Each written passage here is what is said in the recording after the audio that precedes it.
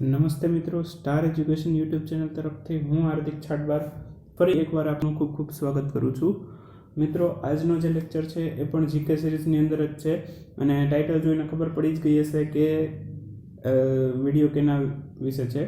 તો આજનો જે વિડીયો છે એ ગુજરાતના સરોવર વિશે છે. દરેક કોમ્પિટિટિવ એક્ઝામની અંદર એક આવો પ્રશ્ન હોય જ છે કે આ સરોવર છે કા તળાવનું પૂછે, કા સરોવરનું પૂછે, કા એકાદી વાવનું પૂછે. તો આપણે ધીમે ધીમે બધી જ વસ્તુ છે કવર કરતા જશું. તો મારે લાસ્ટ લેક્ચરમાં પણ મેં એડવાઇસ કરી હતી કે એક નોટબુક બનાવશો તો ખૂબ ઉપયોગી થશે ક્વિક રિવિઝન માટે. તો જરૂરથી આ બધું પણ નોટ ડાઉન કરતા રહેજો નોટબુકની અંદર.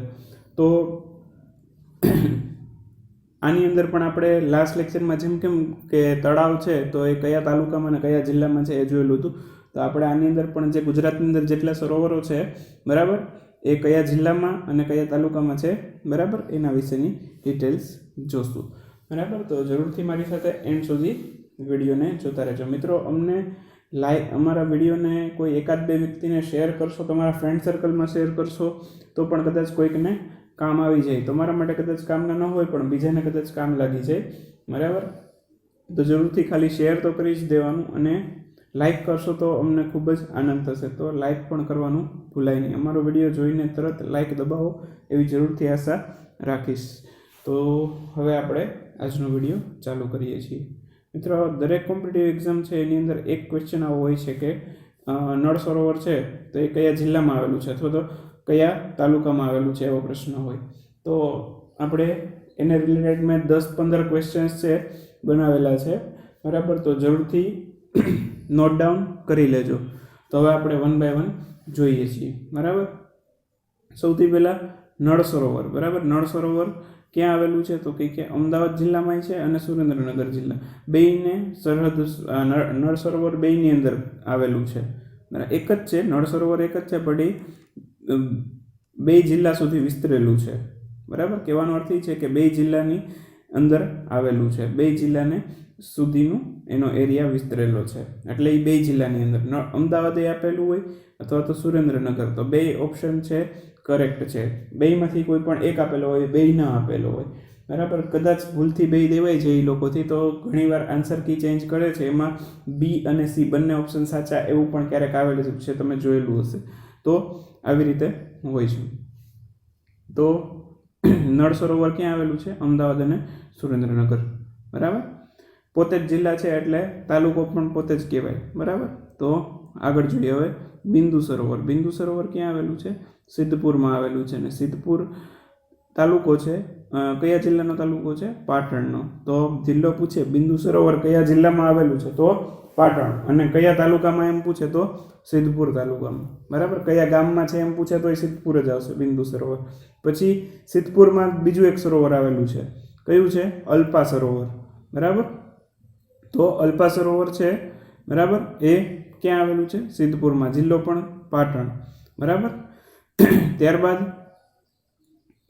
ગંગા સરોવર. ગંગા સરોવર ક્યાં આવેલું છે તો કે બાલારામમાં બરાબર. મિત્રો, અહીંયા એક તમારા માટે થોડુંક હોમવર્ક આપી દઉં. બાલારામનો જિલ્લો તમારે ગોતવાનો રહેશે અને નીચે કોમેન્ટ બોક્સમાં મને કહેવાનું રહેશે બરાબર. તો જરૂરથી ખબર ન હોય બાલારામ કયા જિલ્લામાં આવેલું છે તો જરૂરથી મને નીચે કોમેન્ટ બોક્સમાં સર્ચ કરીને બતાવજો બરાબર. તો ગંગા સરોવર કયા તાલુકામાં છે? બાલારામમાં છે બરાબર. અને બાલારામનો જિલ્લો હવે તમારે ગોતીને મને નીચે કોમેન્ટમાં કહેવાનું છે, એટલે મને ખબર પડે કે કેટલા લોકો અમારો વિડીયો જોવે છે. તો આ તમારું આજનું હોમવર્ક, એટલું કરજો બરાબર. ત્યારબાદ નારાયણ સરોવર બરાબર. નારાયણ સરોવર ક્યાં આવેલું છે?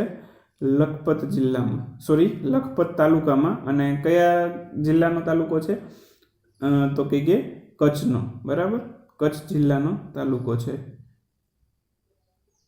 બરાબર. કચ્છનો તાલુકો છે, કચ્છ જિલ્લામાં આવેલું છે. નારાયણ સરોવર ક્યાં આવેલું છે બરાબર? કચ્છ જિલ્લામાં. અને તાલુકો કયો? લખપત બરાબર. ત્યારબાદ સરદાર સરોવર. સરદાર સરોવર કયા તાલુકામાં તો કે નર્મદા. તાલુકો પણ એ અને જિલ્લો પણ એ જ બરાબર, નર્મદા જિલ્લામાં. સરદાર સરોવર કયા જિલ્લામાં છે? નર્મદામાં બરાબર. આ પણ આવી ગયેલો છે, પૂછાઈ ગયેલું. સરદાર સરોવર પણ પૂછાઈ ગયેલું છે અને નળ સરોવર. મિત્રો અહીંયા આપણે થોડોક ફોટા પણ જોઈ લઈએ. મેં ફર્સ્ટ પેજ ઉપર જે ફોટા મૂકેલા છે, બરાબર, જરાક જોઈ લઈએ આપણે થોડુંક તમને.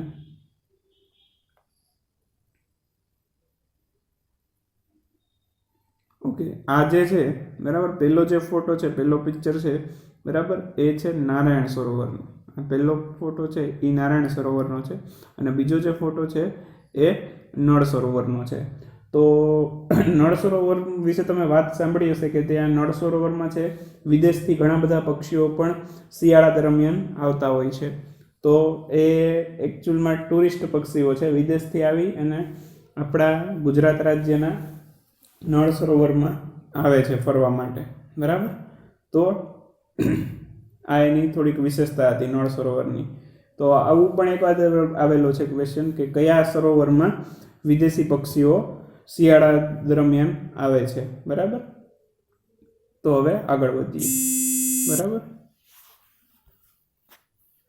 ત્યારબાદ શ્યામ સરોવર ક્યાં આવેલું છે? તો કે શામળાજીમાં. શ્યામ સરોવર ક્યાં આવેલું છે? શામળાજીની અંદર આવેલું છે, બરાબર. ખાસ યાદ રાખજો, શ્યામ સરોવર ક્યાં છે? શામળાજીની અંદર આવેલું છે. અને કયો જિલ્લો છે? શામળાજી કયા જિલ્લામાં આવેલું છે? અરવલ્લી જિલ્લામાં આવેલું છે, બરાબર. અરવલ્લી જિલ્લામાં આવેલું છે. ત્યારબાદ ખાન સરોવર, બરાબર. ખાન સરોવર ક્યાં આવેલું છે? ધોળકા તાલુકામાં આવેલું છે અને જિલ્લો કયો છે? અમદાવાદ, બરાબર. આખું નથી લખતો, અમદાવાદ, બરાબર. માઉસ છે એટલે થોડુંક ટાઈપ કરવાનો પ્રશ્ન થાય, બરાબર, લખી ના શકીએ બહુ. ત્યારબાદ પણ તમે નોટ ડાઉન કરી લેજો. ધોળકા કયા જિલ્લામાં આવેલું છે? અમદાવાદમાં. ખાન સરોવર ધોળકામાં આવેલું અને કઈ જિલ્લો કયો? અમદાવાદ. ત્યારબાદ સુદર્શન સરોવર, બરાબર. સુદર્શન સરોવર ક્યાં આવેલું છે? જુનાગઢની અંદર, બરાબર. જુનાગઢમાં આવેલું છે સુદર્શન સરોવર. ત્યારબાદ રણજીતરામ સાગર સરોવર ક્યાં આવેલું છે? જામનગરમાં. આ પણ મિત્રો અગત્યનું સરોવર છે, બરાબર. તો ખાસ યાદ રાખજો. પછી સુરસાગર, એ ક્યાં આવેલું છે? સુરસાગર સરોવર વડોદરાની અંદર આવેલું છે. આ પણ એટલું જ મહત્વનું, બરાબર. તો આ દરેક સરોવર છે, બહુ ઓછા છે એટલે આ તો 10-11 જેટલા છે, પણ મારા ખ્યાલથી તમને 2-4 વાર વાંચશો, એકાદ વાર વિડીયો જોઈ લેશો તો પણ યાદ રહી લે છે, બરાબર. 1-2 વાર વિડીયો જોઈ લેશો તો પણ તમને આરામથી યાદ રહી જાય છે, બરાબર. તો ફરી પાછા એક નવા વિડીયોમાં નવા જ કંઈક એજ્યુકેશન વિડીયો સાથે આપણે મળતા રહીશું. તો મિત્રો જરૂરથી અમારા વિડીયોને લાઇક અને શેર કરી સપોર્ટ કરતા રહેજો, કેમ કે લાઇક શેર કરશો તો અમને વિડીયો બનાવવાની વધારે મજા આવશે.